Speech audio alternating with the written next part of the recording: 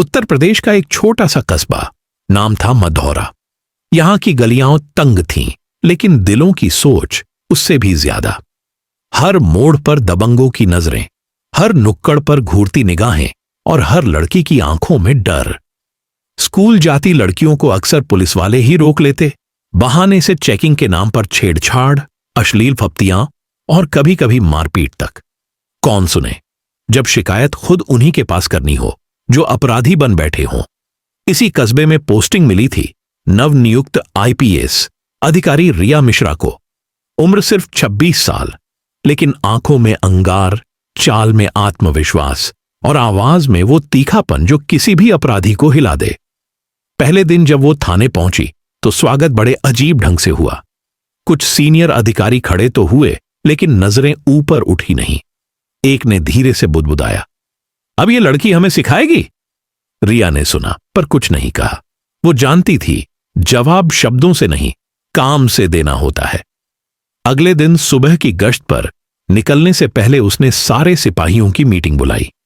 आंखों में झलकती बेरुखी और चेहरों पर टेढ़ी मुस्कानें देखकर रिया ने सीधा सवाल दागा, कस्बे में स्कूल जाती बच्चियों को आप लोग क्यों रोकते हैं? सब एक दूसरे की ओर देखने लगे, जैसे कुछ कह ना पाए।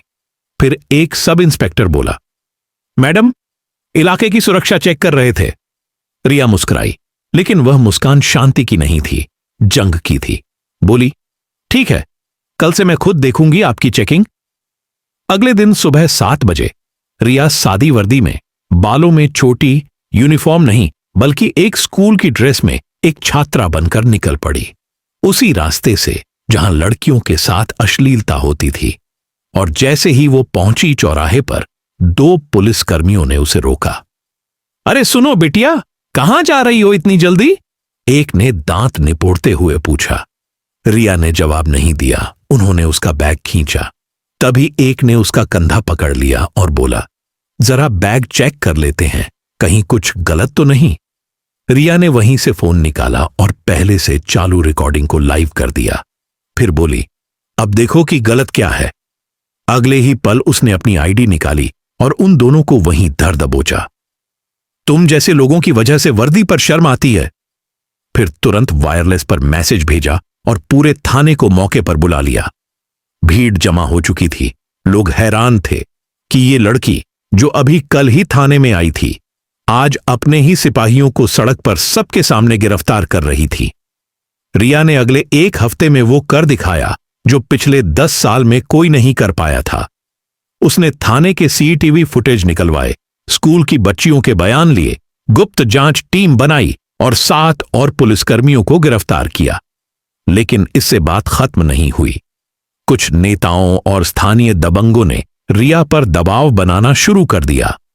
बहुत तेज चल रही हो बिटिया, यहां का सिस्टम तुमसे नहीं बदलेगा, एक वरिष्ठ नेता ने फोन पर धमकी दी। रिया ने उसका फोन रिकॉर्ड किया, फिर उसी की आवाज वायरल कर दी। अब पूरे प्रदेश में आईपीएस रिया की चर्चा थी।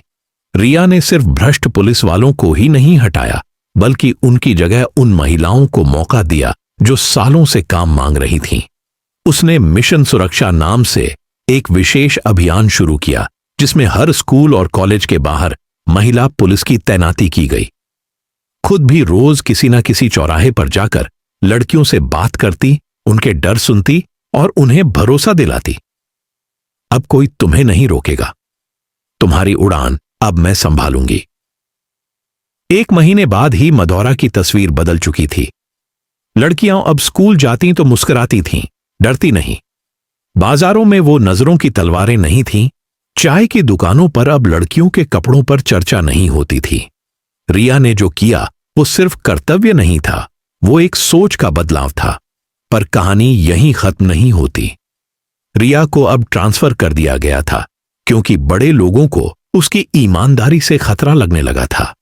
लेकिन जाते जाते वो एक वाक्य लिख गई थी थाने की दीवार पर, जिस दिन हर लड़की को पुलिस की वर्दी डराए नहीं, भरोसा दे, उस दिन मेरा काम पूरा होगा। आज रिया देश की सबसे ईमानदार आईपीएस अफसरों में गिनी जाती है। उसे कई बार ट्रांसफर किया गया, कई बार धमकियां मिली, लेकिन उसने कभी हार नहीं मानी, क्योंकि वो जानती थी कि अगर वो भी चुप रह गई तो लड़कियों की आवाज हमेशा के लिए दबा दी जाएगी। रिया की ये कहानी एक तमाचे की तरह है उन लोगों के मुंह पर जो सोचते हैं कि व्यवस्था कभी नहीं बदलेगी और एक औरत कभी नहीं लड़ पाएगी। ये कहानी हमें याद दिलाती है कि सिर्फ एक ईमानदार इंसान, एक मजबूत सोच और एक निडर कदम से पूरी व्यवस्था को झकझोरा जा सकता है। दोस्तों, कहानी अच्छी लगी हो तो लाइक सब्सक्राइब जरूर करके जाना। धन्यवाद।